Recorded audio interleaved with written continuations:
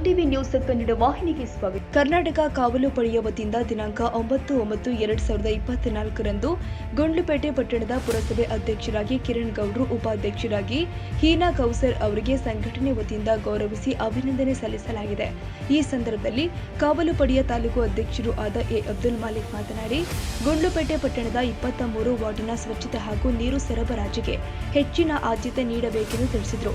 ಇದೇ ವೇಳೆ ಕನ್ನಡ ಪರ ಹಿರಿಯ ಹೋರಾಟಗಾರರು ಆದ ಬ್ರಹ್ಮಾನಂದ, ಕನ್ನಡ ಸಾಹಿತ್ಯ ಪರಿಷತ್ತಿನ ಜಿಲ್ಲಾಧ್ಯಕ್ಷರು ಆದ ಶೈಲಕುಮಾರ್, ನವೀದ್ ಖಾನ್, ತಾಲೂಕು ಕಾರ್ಯದರ್ಶಿಗಳು ಆದ ಎಸ್ ಮುಬಾರಕ್, ಟೌನ್ ಗೌರವಾಧ್ಯಕ್ಷರು ಆದ ಶಕೀಲ್, ಟೌನ್ ಸಂಚಾಲಕರು ಆದ ಮಿಮಿಕ್ರಿ ರಾಜು, ರಾಮೇಗೌಡ, ರವಿಕುಮಾರ್, ಮಾ ದಯ್ಯನಹಳ್ಳಿ, ನಾಗರಾಜು ಸೇರಿ ಮತ್ತಿತರರು ಹಾಜರಿದ್ದರು.